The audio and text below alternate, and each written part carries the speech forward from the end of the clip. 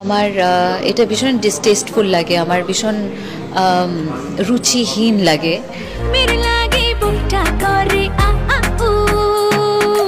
মজা করা একরকম, কিন্তু কাউকে আঘাত দিয়ে মজা করায় সেটা মজা লাগে না আমার।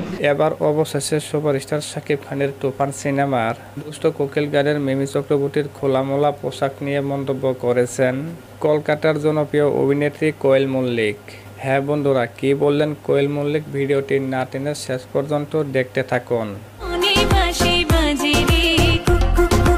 কলকাতার জনপ্রিয় অভিনেত্রী কোয়েল মল্লিক বলেন, মিমি যে ড্রেসটি পরে গানটিতে পারফরমেন্স করেছেন সেই ড্রেসটি আসলে খুব শর্ট হয়ে গিয়েছে, যে কারণে মিমির এই ড্রেসটি নিয়ে চলছে নানান আলোচনা ও সমালোচনা।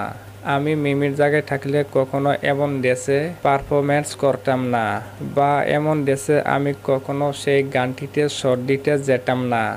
এবং মিমি চক্রবর্তীর এমন ড্রেস আপ নিয়ে অনেকেই তাকে নিয়ে কটাক্ষ করে কথা বলছে, আর এমনটা বলতে নিষেধ করেছেন কলকাতার জনপ্রিয় অভিনেত্রী কোয়েল মল্লিক।